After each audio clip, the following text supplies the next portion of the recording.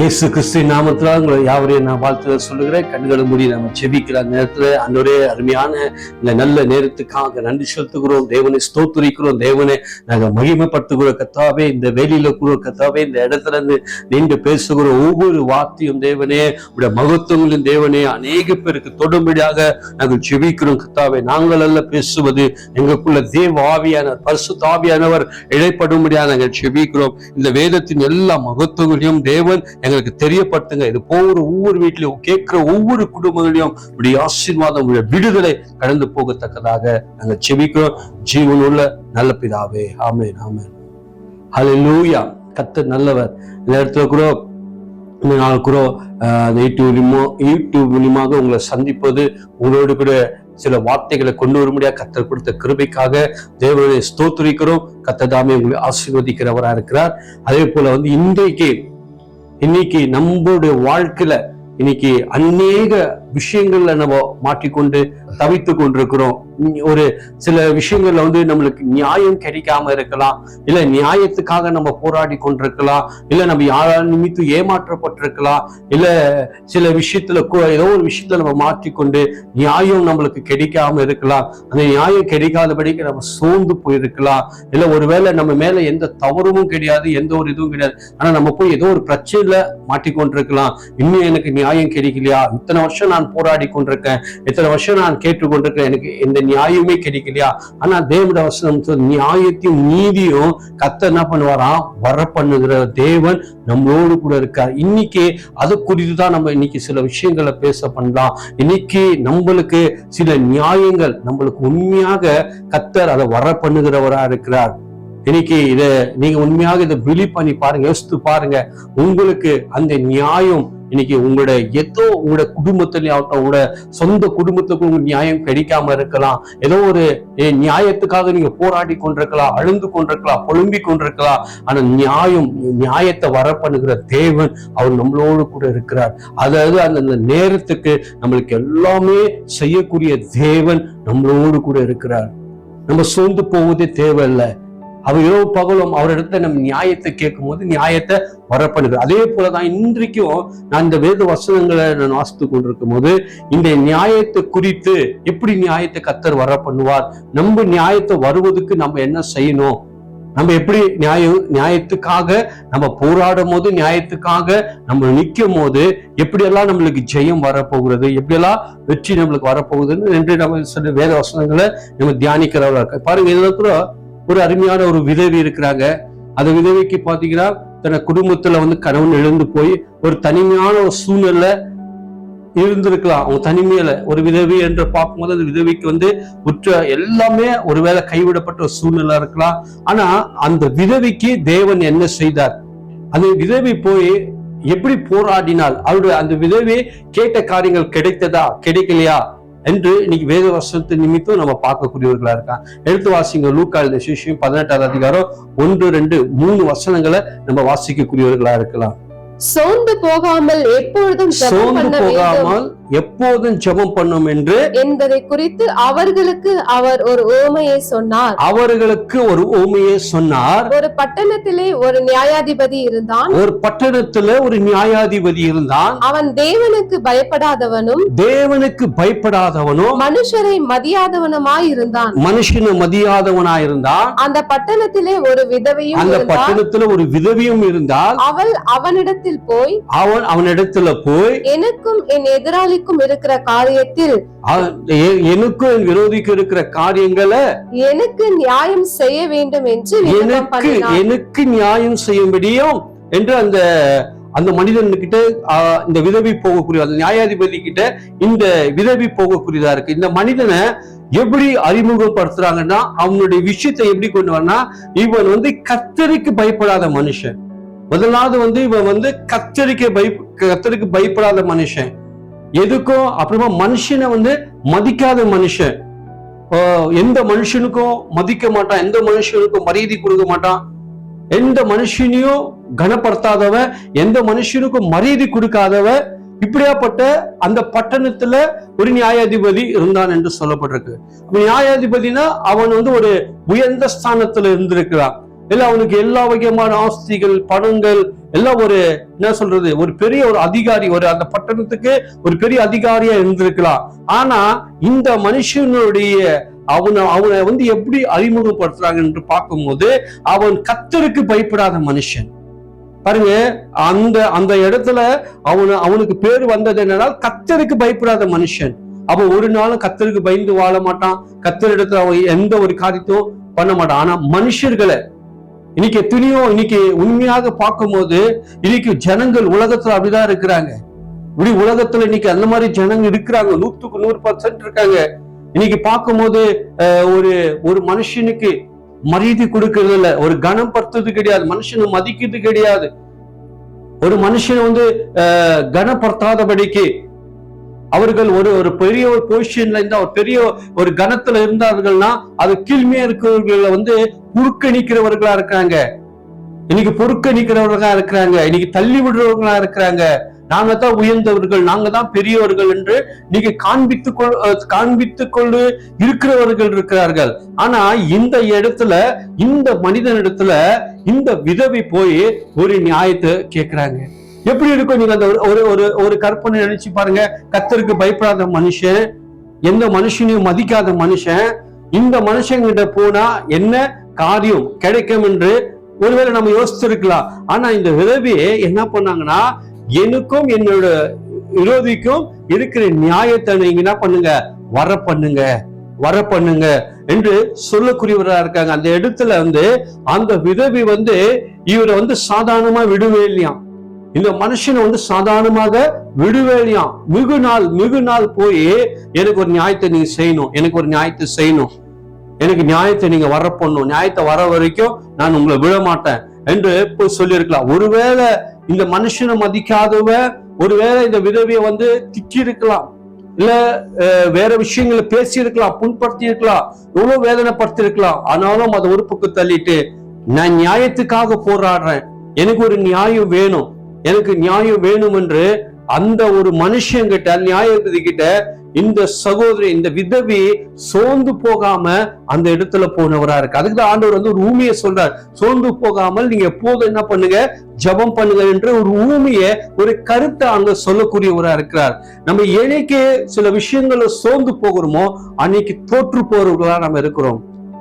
எந்த விஷயத்திலேயே ஆகட்டும், ஒரு சேலஞ்சா நம்மளோட வாழ்க்கையில எடுத்துக்கொண்டு நம்ம போகும்போது அந்த விஷயம் நம்மளுக்கு வெற்றியா கர்த்தர் வர பண்ணுவார். என்னைக்கு நம்ம விஷயங்கள்ல வந்து நம்ம ஆரம்பத்துல வந்து நம்ம எடுக்கக்கூடிய காரியம் வந்து ரொம்ப ஜோரா எடுப்போம். ஆனா அது போக போக நம்ம என்ன பண்ணுவோம்னா சோர்ந்து போயிடுறோம். சோர்ந்து போகும்போது சத்ருவானன் அதை வெற்றி எடுக்கக்கூடியவனா இருக்கிறான், ஜெயத்தெடு. ஆனா நம்ம அதுதான் சொல்ற, எந்த விஷயத்தையும் சோர்ந்து போகாம நம்ம நிக்க வேண்டும். நம்ம கிட்ட உண்மை இருக்கு, நேர்மை இருக்கு, நம்ம போராடுவோம், நிக்குவோம் சொல்லி நிக்கும் போது அதுல ஒரு வெற்றியை தேவன் வர பண்ணுகிறவரா இருக்கார். அதே போலதான் இந்த இந்த விதவி எனக்கும் என் விரோதிக்கும் என்ன பண்ணுங்க, நீங்க ஒரு நியாயத்தை வர பண்ணுங்க. இவ ஏற்கனவே கர்த்தருக்கு பயப்படாத மனுஷன், ஒரு மனுஷனும் மதிக்காதவன், இந்த மனுஷங்கிட்ட போய் இங்க போறாங்க. அது கீழே வாசத்தை அப்படியே வாசிங்க. வெகு நாள் வரைக்கும் அவனுக்கு மனதில்லாதிருந்தது. வெகு நாள் வரைக்கும் அவனுக்கு மனதே இல்லாம இருந்துச்சான். வெகு நாள், எத்தனை நாள், எத்தனை வருஷம் சொல்லப்படலங்க, வெகு நாள். அப்போ இந்த தாயி ஒரு நாளும் சோர்ந்து போகல பாருங்க, ஒரு நாளும் சோர்ந்து போகல. எனக்கு நிச்சயம் எனக்கு நியாயம் கிடைக்கும், நிச்சயம் எனக்கு நியாயம் வர பண்ணுவான், நிச்சயம் எனக்கு ஒரு காரியம் கிடைக்கும் என்று சொல்லி அது கடந்து போனவர்கள், அந்த விஷயத்துல முன்னோக்கி போனவர்களா அவர்கள் இருந்தவர்கள் இருக்கலாம். அது ஒருவேளை பாருங்க, அந்த போராட்டத்தின் மத்தியிலையும் நியாயம் எனக்கு கிடைக்கும் என்று அவர்கள் மிகு நாள் அவருக்கு போனவரா இருக்காங்க. அது கீழே வாசத்தை அப்படி வாசிங்க. பின்பு பாருங்க, இப்பதான் அவன் விஷயத்துக்கு வரான். பின்பு அவன், நான் தேவனுக்கு பயப்படாமலும் மனுஷரை மதியாமலும் இருந்தும் இந்த விதவை என்னை எப்பொழுதும் தொந்தரவு செய்கிறதுனால இவள் அடிக்கடி வந்து என்னை அலட்டாதபடிக்கு இவளுக்கு நியாயம் செய்ய வேண்டும் என்று தனக்குள்ளே சொல்லிக் கொண்டார். அல்லேலூயா. தனக்குள்ளேயே பாருங்க, யாருக்கும் இறங்கி செய்யாத மனுஷன், யாருக்கும் எந்த மனுஷனும் மதிக்காத மனுஷன். ஆனா இந்த விதவின் விஷயத்துல வரும்போது அவர் மனதுக்குள்ளே அவர் இறங்கி என்ன பண்ணாரா, இவர்களுடைய காரியங்கள் என்னவோ அது வாய்க்க பண்ணுங்க அது என்று சொல்லக்கூடியவரா இருக்கிறார். பாருங்க, எந்த மாதிரி ஒரு மனுஷன் கூட அந்த இடத்துல மாறக்கூடியவனா இருக்கிறான். எந்த மாதிரி மனுஷனுடைய உள்ளத்தை அவனோட சிந்தனைய தலைகீழாக புரட்டி போடுகிற காரியமா இருக்கிறது. அப்போ இந்த விதவி மிக நாள் போய் அவள் எடுத்த பிரயாசம், சோர்ந்து போகாம எடுத்த பிரயாசத்துல அவளுக்கு ஒரு வெற்றிய அங்க வர பண்ணுதா இருக்கிறது. அவள் சுபாய் கட்டளையிடுகிறார், போய் அதனோட விதவுடைய நியாயம் என்ன இருக்கோ அதை போய் என்ன பண்ணுங்க, சரிப்படுத்துங்க. ஒரு மனுஷனுக்கு இறங்கி செய்ய மாட்டாரு. கர்த்தருக்கு மதிக்காத மனுஷன், எந்த மனுஷனும் மரியாதை கொடுக்காத மனுஷன், அவனோட உள்ளத்தையே கர்த்தர் உடைக்கிறார்னா, மனசே மாற்றுகிறார்னா, அப்ப நினைச்சு பாருங்க, இன்னைக்கு தேவன் நம்மளுக்காக வழக்காடுகிறவர், நம்மளுக்காக தேவன் நம்மளுக்காக பேசக்கூடியவர், நம்மளுக்காக யுத்தம் செய்கிற கர்த்தர், நம்மளுக்காக ஜெயங்களை வர பண்ணுகிற தேவனா இருக்கிறார். அது கீழே வசனம் அப்படியே வாசிங்க. பின்னும் கர்த்தர் அவர்களை நோக்கி, பாருங்க, இப்ப கர்த்தர் அவர்களை நோக்கி, அநீதியுள்ள அந்த நியாயாதிபதி சொன்னதை சிந்தித்து பாருங்க. அநீதியுள்ள அந்த சிந்தித்து பாருங்க என்றார். அவன் என்ன சொன்னான்னு சிந்தித்து பாருங்க. அந்தபடியே தேவன் தம்மை நோக்கி இரவும் பகலும் கூப்பிடுகிறவர்களாகிய, இந்த இரவும் பகலும் கூப்பிடுகள் அவர்களுக்கு தம்மால் தெரிந்து கொள்ளப்பட்டவர்களின் விஷயத்தில், தம்மால் தெரியப்பட்ட விஷயத்தினால் நீடிய பொறுமை உள்ளவராயிருந்து அவர்களுக்கு நியாயம் செய்யாமல் இருப்பாரோ, சீக்கிரத்திலே அவர்களுக்கு நியாயம் செய்வார் என்று உங்களுக்கு சொல்லுகிறேன். சீக்கிரத்தில் நியாயத்தை நான் செய்வேன் என்று உங்களுக்கு நான் சொல்லுகிறேன். அப்போ பாருங்க, நியாயம் கர்த்தரால கழிக்கக்கூடியதா இருக்கிறது.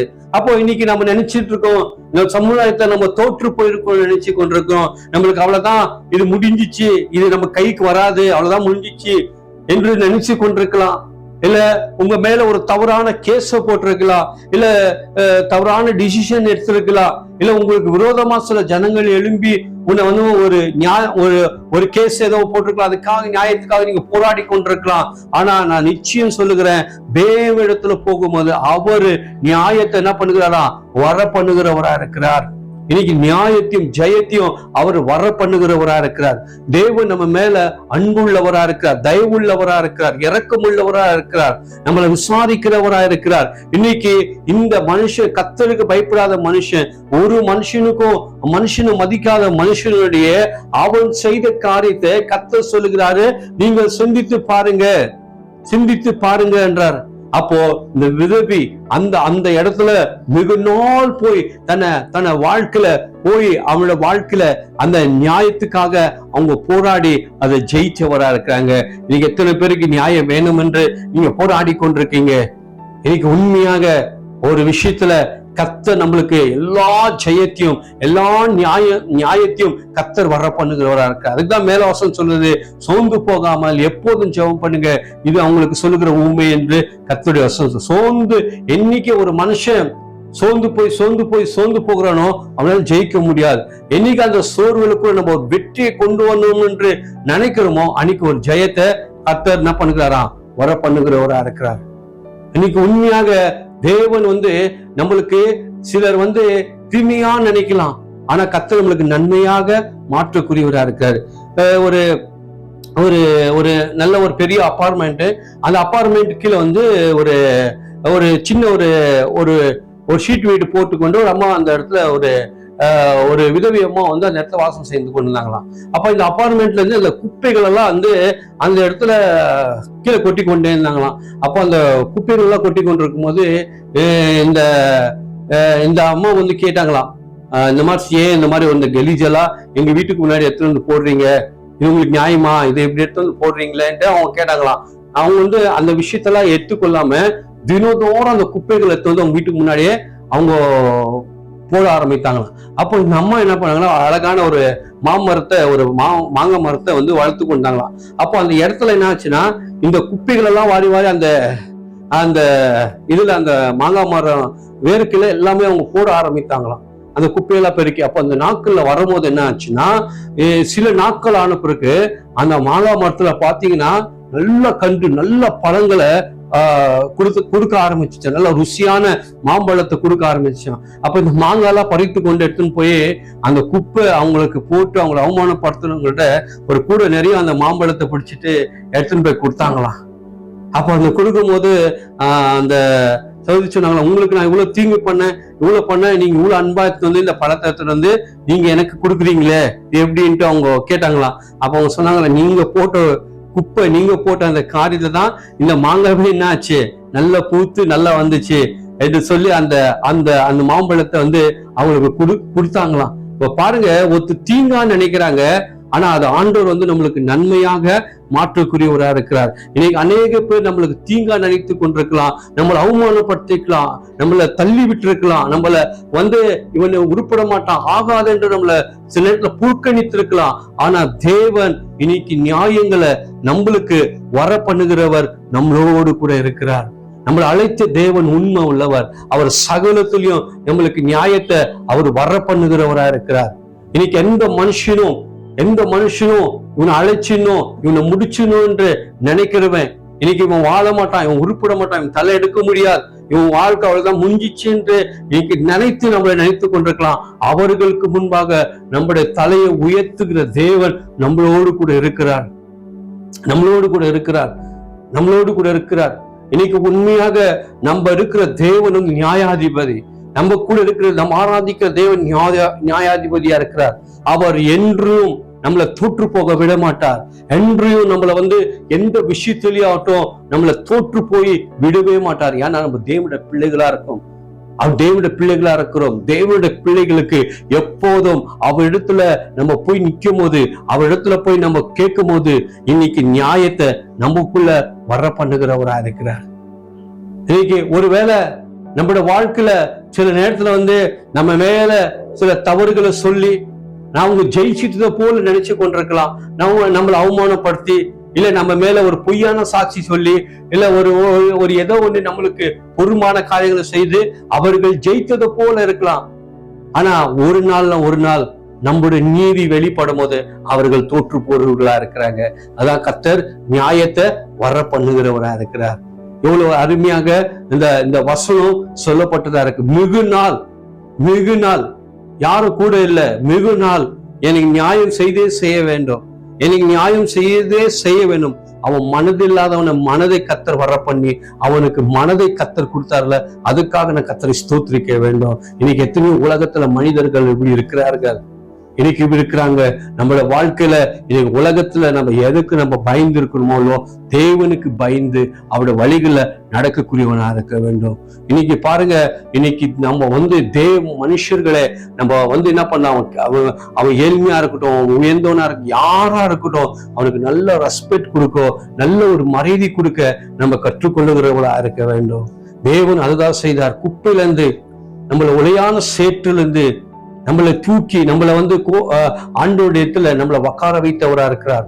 ராஜாக்கள் மத்தியில, ஆசாரிகள் மத்தியில நம்மளை ஆண்டவர் வைத்து நம்மளை கனப்படுத்தினவரா இருக்கிறார். நம்மளை எப்படியாப்பட்ட ஒரு நியாயத்தை நம்மளுக்கு கர்த்தர் வர பண்ணியிருக்கார். நம்மளை ஒன்றுமில்ல ஒதுக்கப்பட்டு நம்மளோட வாழ்க்கையில அவமானப்பட்டு நிந்தையோடு இருக்கும்போது இவன் எழுந்துக்க முடியாது அவ்வளவுதான் என்று சொல்லி நம்மளை புறக்கணித்த மத்தியில எல்லாம் நம்மளுக்கு நல்ல நியாயத்தை வர பண்ணி, எத்தனையோ விஷயங்கள்ல நம்மளுக்காக தேவன் பகிர்ந்து பேசி, இன்னைக்கு எத்தனையோ மனிதர்களுக்கு முன்பாக நம்மளை அவமானப்படுத்தாதபடிக்கு நம்மளை உயர்த்தி நிக்க வைத்த தேவனுக்கு நம்ம எவ்வளவுதான் நன்றி சொன்னாலும் அது போதவே போதாது. ஆனா ஒன்னே ஒன்று சொல்லுகிறேன், எந்த மனுஷன் இரவும் பகலும் தேவனிடத்துல போய் என்னை நியாயத்தை வேணும் என்று கேட்கிற மனுஷனுக்கு அவர் தோற்று போக விட மாட்டார். ஜெயத்தை கர்த்தர் கண்டிப்பாக வர பண்ணுகிறவரா இருக்கார். இன்னைக்கு கூட சொல்லுகிறேன், எந்த குடும்பங்கள் அப்படி தவித்து கொண்டு எந்த குடும்பங்கள் அப்படி இருக்குதோ, இன்னைக்கு தேவனிடத்துல போய் கேளுங்க, ஆண்டவரே உங்களை நான் நம்புறேன், எனக்கு நியாயத்தை வர பண்ணுங்க, எனக்கு ஜெயத்தை வர பண்ணுங்க, நான் சோர்ந்து போகாமல் உங்க இடத்துல நான் வருவேன், எனக்கு நீங்க ஜெயம் கொடுங்கன்னு சொல்லி பாருங்க. இது தேவனால் ஆகாத காரியம் ஒன்றுமே இல்லை. அது தேவன் செய்வார். உங்களுக்கு ஒரு நியாயத்தை கர்த்தர் என்ன பண்ணுவாரு, வர பண்ணுகிறவரா இருக்கிறார். உண்மையா உங்களுக்கு ஒரு ஆசீர்வாதம் இருக்கும் என்று நான் விசுவாசிக்கிறேன். கண்களை மூடி நம்ம ஜெபிக்கலாம் நேரத்துல. தேவனே உண்மை நாங்க ஸ்தோத்திரிக்கிறோம். ஆண்டவரே இன்னைக்கு வேத வசனத்துல நம்ம பார்த்தோம், கர்த்தருக்கு பயப்படாத மனுஷனும், ஆண்டவரே எந்த மனுஷனும் மதிக்காத ஒரு மனுஷன், ஆண்டவரே அந்த பட்டத்தை நியாயாதிபதி அந்த மனுஷன் இருக்கும்போது அவன் இடத்துல போய் அந்த விதவித்தன மிகு நாள் போய் ஆண்டவரே எனக்கு ஒரு நியாயம் வேணும் என்று கேட்கும் போது அந்த நியாயம் அவன் மனதை கர்த்தர் ஆண்டவரே மாத்தி நீர் ஆண்டவரே மாத்தி அவனுக்கு ஆண்டவரே அவனோட வாழ்க்கையில நீர் ஆண்டவரே அவனோட வாழ்க்கையை டோட்டலாக நீர் மாற்றி ஆண்டவரே அவனை சிந்தித்து பாரு என்று சொன்னீர் ஆண்டவரே. ஆமா ஆண்டவரே, இன்னைக்கு எத்தனையோ பேர்கள் நீதி இல்லாமல் ஆண்டவரே நீ நியாயம் வேண்டும் என்று போராடி கொண்டு ஆண்டவரே குடும்பங்கள்ல இன்னைக்கு ஆண்டவரே சிக்கி கொண்டு மாற்றி கொண்டிருக்கிறாங்கப்பா. இன்னைக்கு இயேசுவின் நாமத்தை நியாயங்கள் வர பண்ணுவீராக நாங்கள் செபிக்கிறோம் யா. உம்முடைய கருத்துல எல்லா தூய கருத்துல நாங்கள் அர்ப்பணித்து செபிக்கிறோம். தேவன் தாமே இந்த வார்த்தைகள் எல்லாம் கர்த்தர் ஆசீர்வதிப்பீராக. இயேசுவின் நாமத்தை செபிக்கிறோம் பிதாவே. ஆமென் ஆமென்.